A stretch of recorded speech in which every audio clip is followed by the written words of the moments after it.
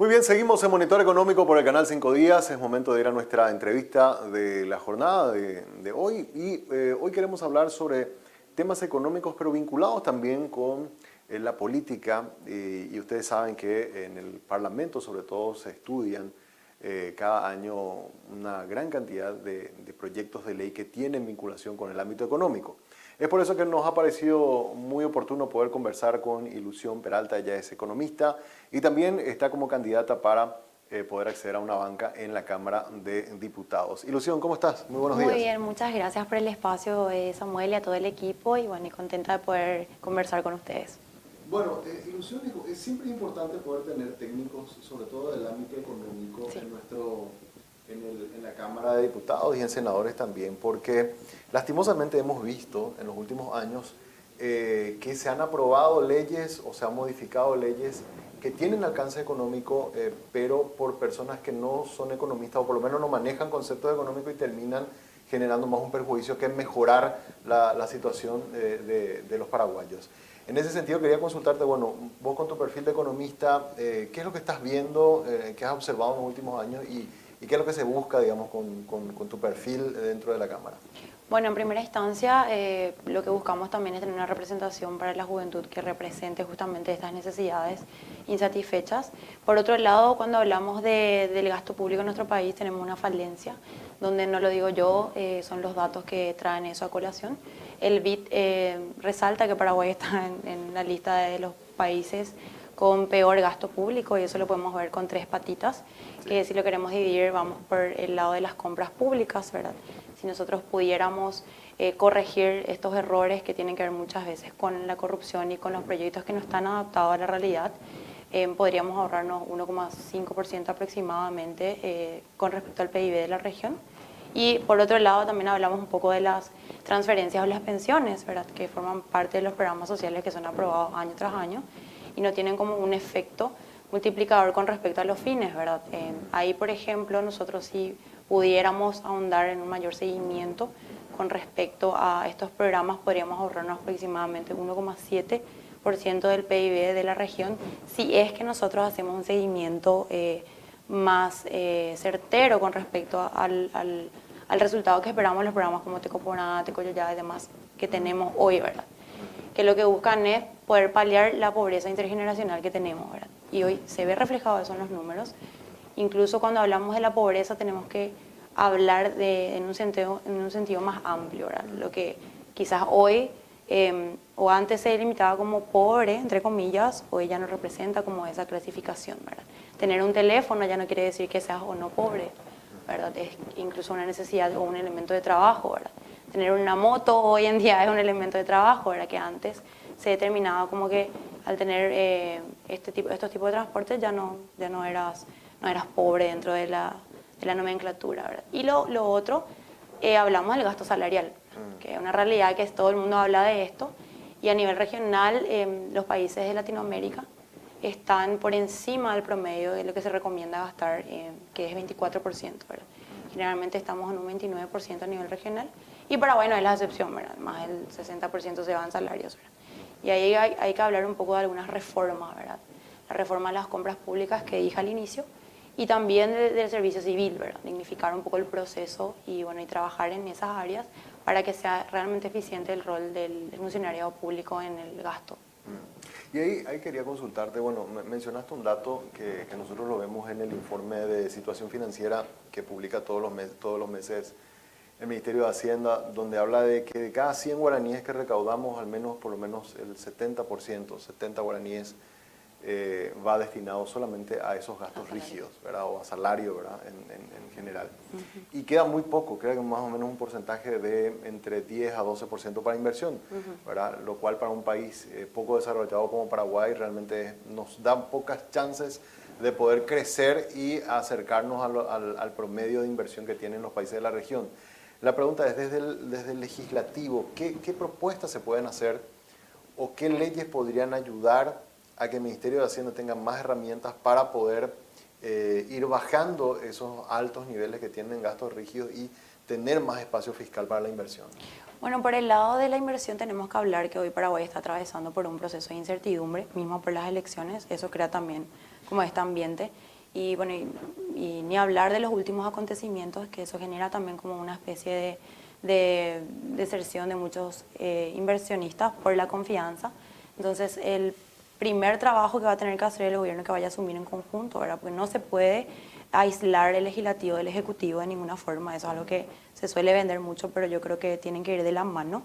Va a encontrar un país endeudado que ya desde hace 3 periodos tiene como que de gobiernos, tiene un déficit. Cerramos cada año con un déficit. Entonces eso también es propenso a que podamos generar mayor incertidumbre con respecto al mercado, ¿verdad? Sobre las inversiones hablamos mucho de la maquila, pero no se fomenta más que hablar de la maquila, ¿verdad? Si bien tiene mucha influencia, habría que trabajar mejor en que las industrias de maquila puedan intervenir de alguna forma más directa en la economía, ¿verdad? Hoy hablamos de esta ley que está del 2003, que no tiene, bueno, es eficiente, pero hay que ver cómo eso puede atraer a más inversionistas y que el dinero se quede en Paraguay de alguna forma. Las leyes me parecen que en su mayoría son letras muertas, ¿verdad? Mismo estuvimos revisando algunos tipos de leyes y he visto que hay muchísimas que siguen pendientes o en trámite desde el 2003, 2013. Eso, por ejemplo, también es algo que a mí me gustaría llevar a cabo, ¿verdad? Lo primero que hay que hacer es un análisis introspectivo de las leyes que hoy existen en materias de salud, economía, educación, justicia, poder tenerlo eso como un eje transversal, ¿verdad? O sea, tampoco es crear nomás las leyes por crear, porque todo ya, alguna vez alguien ya pensó lo que nosotros estamos hablando hoy, ¿verdad? Con respecto a la economía, si bien se habla que la macroeconomía, bueno, que hace 15 años tenemos como un nivel estable, eso quizás no se nota en el día a día, en el bolsillo, ¿verdad? La microeconomía no tiene como que mucho apoyo. Y ahí hablamos otra vez de las MIPYMES y demás, ¿verdad? Que es básicamente sostienen la economía, pero no existe mucha inversión en esa materia. Y bueno, hoy Paraguay tiene que construir, como te digo, la confianza que está perdiendo ya, para poder atraer también a mayores inversionistas y sobre todo en materia fiscal. Cuando hablamos de los impuestos y los tributos, existe también como un recelo en ese ámbito, ¿verdad? Entonces tendríamos que trabajar netamente en eso y con las instituciones también, ¿verdad? O sea, no podemos aislar las instituciones. Lo que suele pasar es que el Ministerio de Hacienda tiene que trabajar en una mesa en conjunto también con las demás instituciones, ¿verdad? Ahora, otro tema que generó mucha controversia siempre que se tocó es el tema del sistema de pensiones, ¿verdad? Donde hay muchos analistas que están hace bastante tiempo alertando de que todas nuestras cajas de pensiones de IPS y sobre todo la caja fiscal están con déficit, ¿verdad? Y que en algún momento al utilizar las reservas después eso puede llegar a generar un impacto social importante.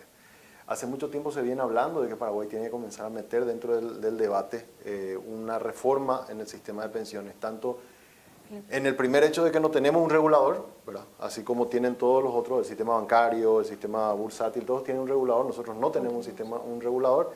Y por otro lado también el tema de las edades para jubilarse, que ha sido incluso motivo de debate a nivel mundial.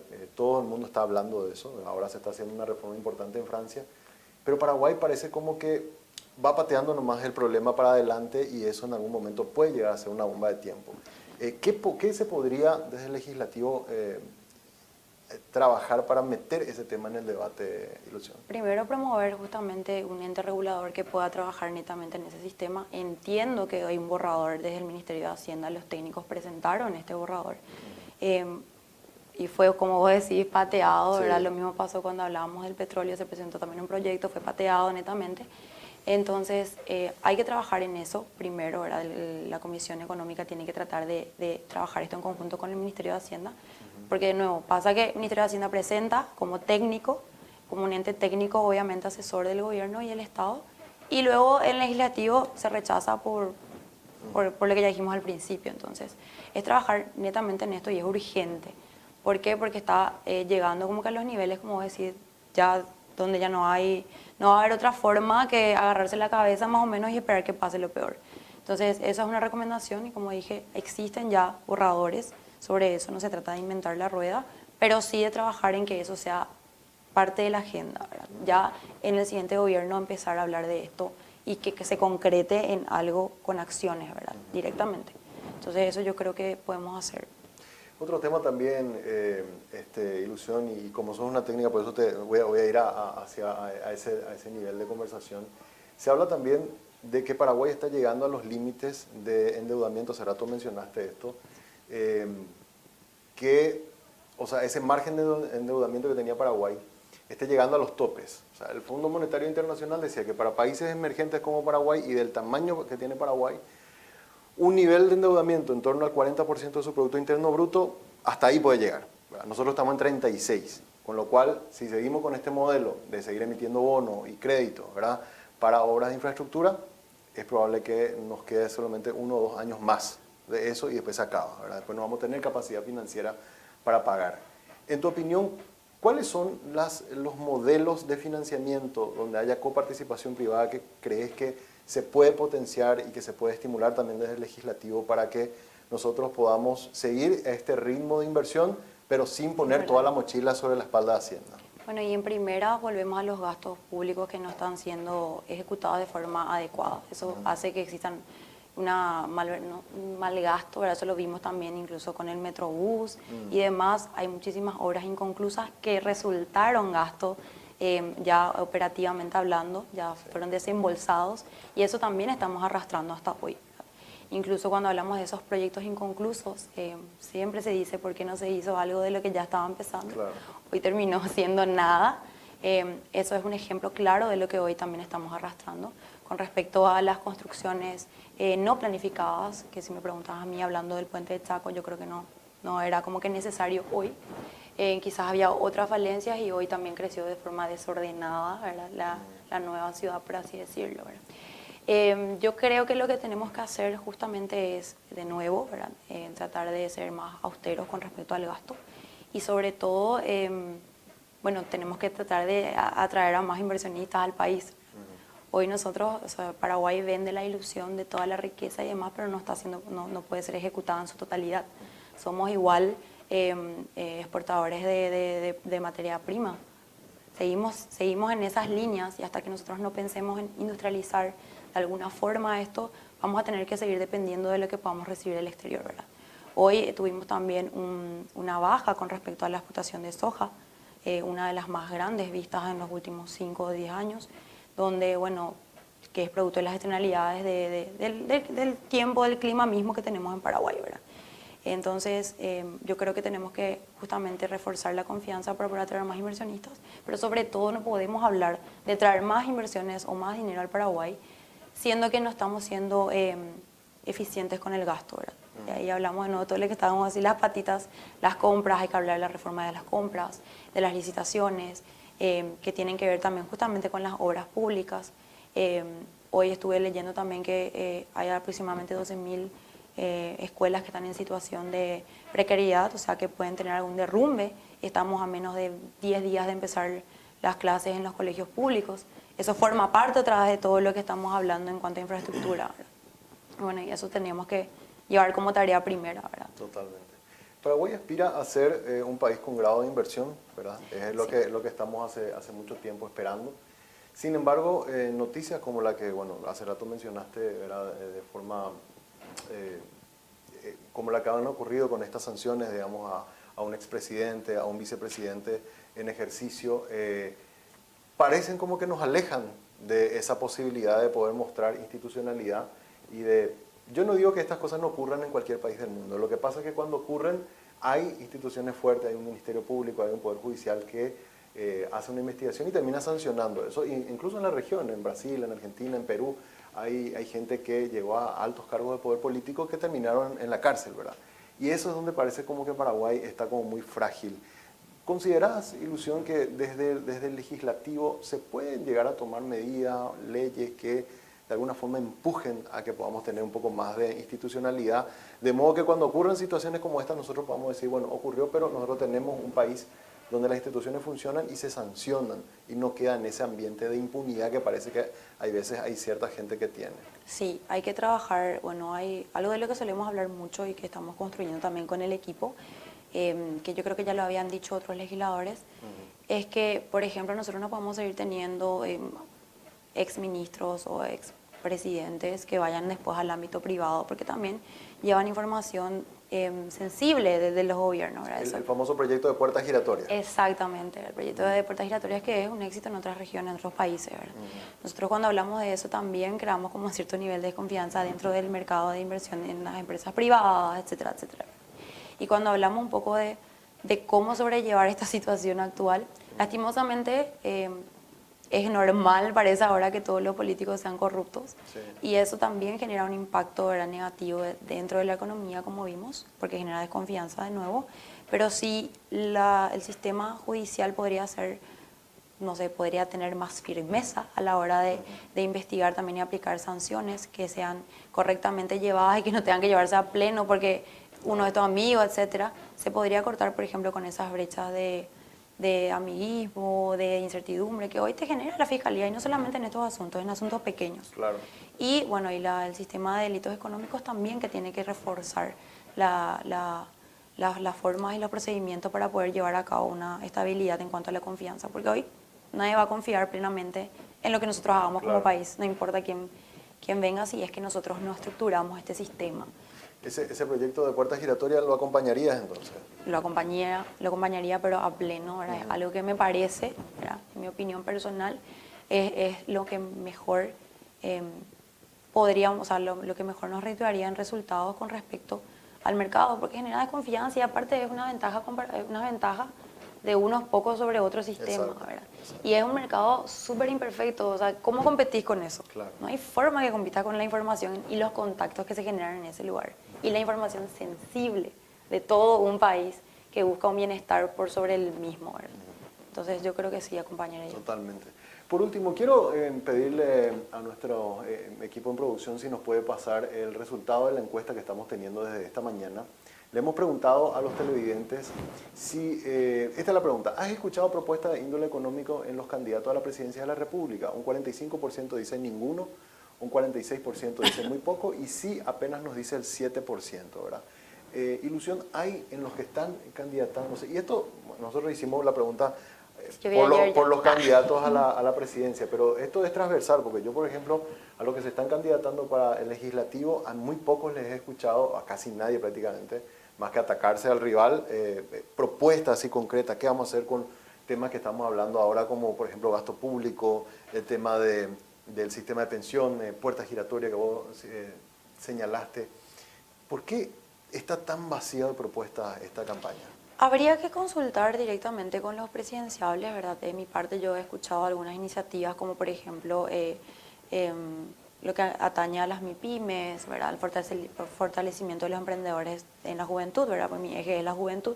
Entonces yo trato de impulsar mucho a la juventud y por sobre todo el primer empleo, ¿verdad? Que sin embargo se puede ver como un aspecto social, pero tiene una incidencia directa en la economía, lo que nosotros podamos brindar y la capacidad o la mano de obra capacitada que nosotros tengamos, ¿verdad? Eso por mi parte, yo quiero trabajar en cuanto al fortalecimiento de esos procesos del primer empleo y la conexión con las instituciones. Yo creo que incluso hay que trabajar muchísimo en profesionalizar los mandos medios, porque esos también forman parte de la producción, pero hay que formalizar, hay que trabajar en la formalización y ahí se aísla muchísimo con la Secretaría de Tributación, ¿verdad? No he escuchado directamente algún tipo de alternativa, ¿verdad? Yo creo que igual todo es perfectible porque no se puede inventar algo nuevo.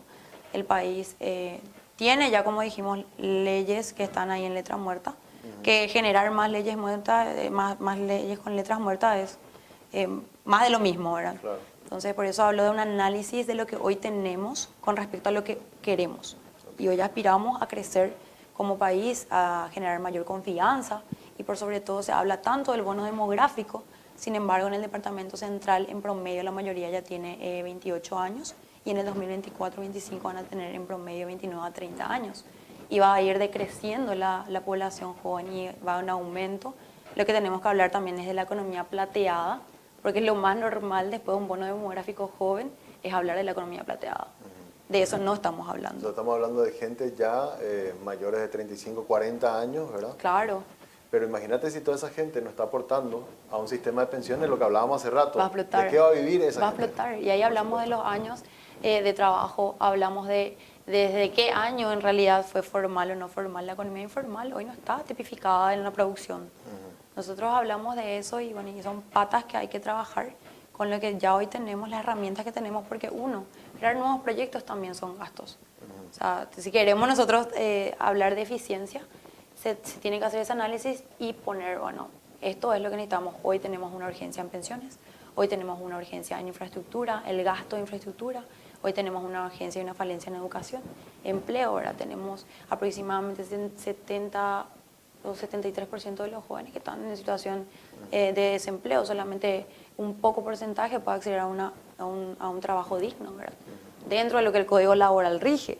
Claro. Entonces, eso es por mi parte, ¿verdad? El análisis que estuvimos haciendo incluso con el equipo, pero de nuevo, ¿verdad? Como vos decís, es transversal. Y como dije al inicio, el Ejecutivo y el Legislativo no se puede aislar, porque pasa como que todas las instituciones, así como famoso, para hacerle un ejemplo más vivo, famoso de SAP viene, arregla algo y después viene el MPC y vuelve a romper todo, ¿verdad? Lo mismo pasa, si hacemos un ejemplo, es lo mismo que pasa. Se tiene que hacer tenemos que sentarnos en una mesa interinstitucional, ver qué es lo urgente hoy, ¿verdad? Y trabajar en base a eso, que si no vamos a hablar en ilusiones, como diría yo, ¿verdad? Y eso. Bueno, te agradezco mucho tu tiempo.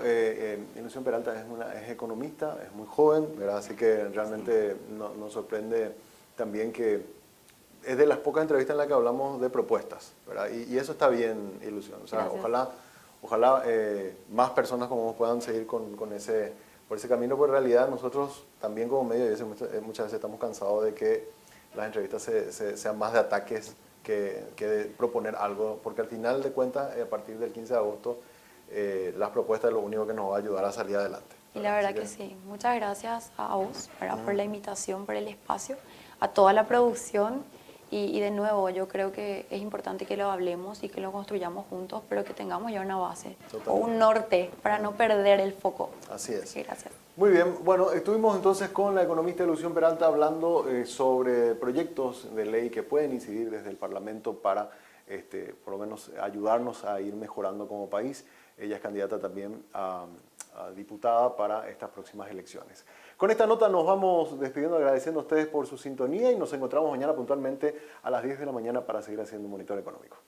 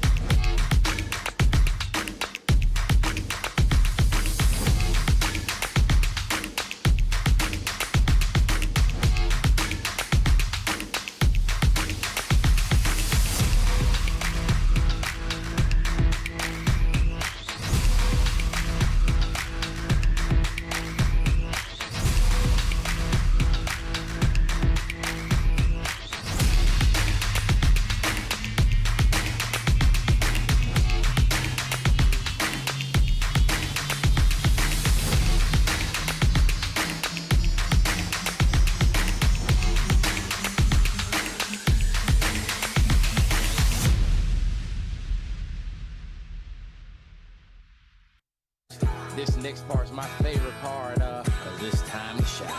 Gonna do the two-step and cowboy boogie. Grab a sweetheart. En este lugar conectamos, respaldamos y protegemos los recursos que hacen crecer a muchas empresas. Como a la cafetería de Emilia, a quien le brindamos conectividad para que siempre esté cerca de sus clientes. O la importadora de Martín, que puede trabajar desde donde quiere y tiene respaldada y accesible toda su base de datos. Y también a la empresa internacional que dirige Diego, que tiene la seguridad de contar con protección ante ciberataques y así resguardar a la empresa, sus clientes y colaboradores. Porque sin importar si son pequeñas, medianas o grandes, ya son más de 50.000 las empresas que nos eligen para impulsar su crecimiento.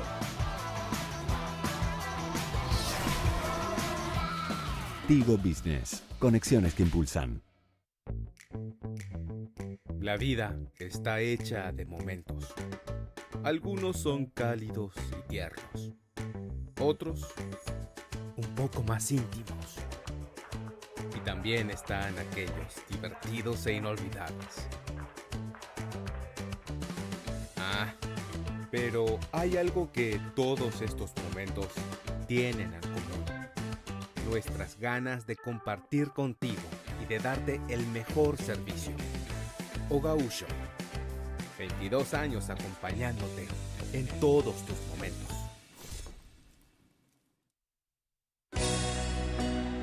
Todo lo que me diste no fue lo suficiente para que me quedara contigo para siempre. ATR llegó la conexión total de personal y conectó a todo el barrio. Peña Personal, todo lo que quieras que vas a alegrarte. Conexión total, ahora tenemos fútbol y más para darte. Peña Personal, mejora tu conexión, porque vos lo merecías.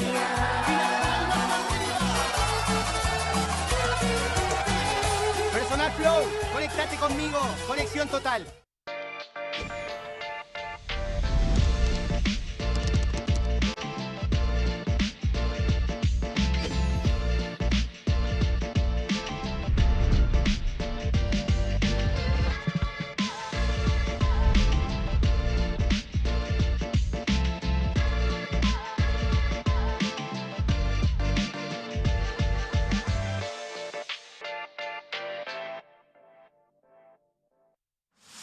Grandes beneficios en Farma Oliva con Banco Continental. Todos los martes, pagando con las tarjetas de crédito Continental, en todas las sucursales de Farma Oliva tenés 40% de ahorro en caja, más 3 cuotas sin intereses. Beneficio sujeto al límite de compra. Más información en bancontinental.com.py. Continental, inspirados en la grandeza paraguaya.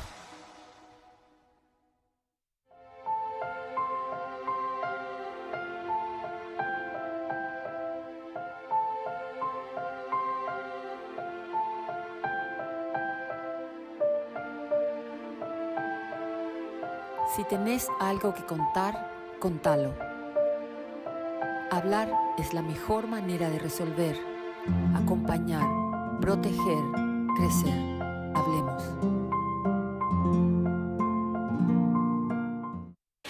No vengo a hablarte de un simple autocentro.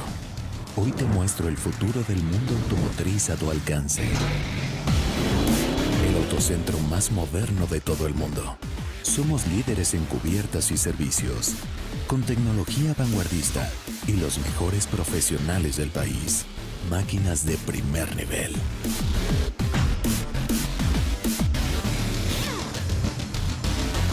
Vení y viví la experiencia Exbri.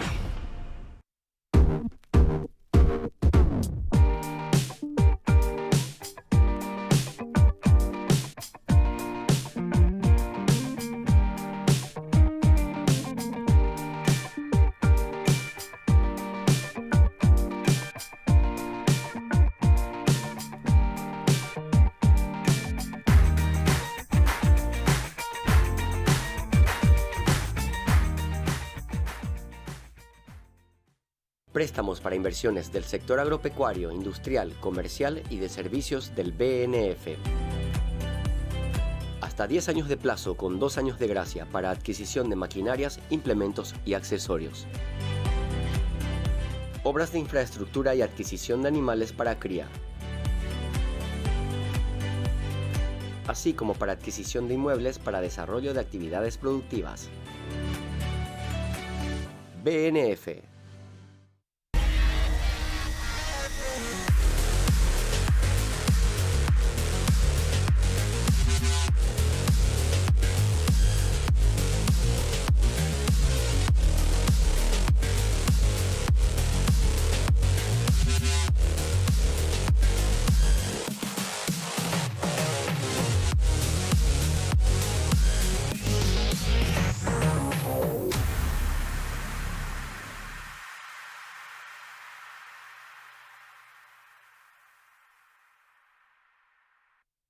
Estamos impulsando la educación digital contigo. En un mundo cada vez más conectado, buscamos contribuir con la calidad educativa de nuestros niños, niñas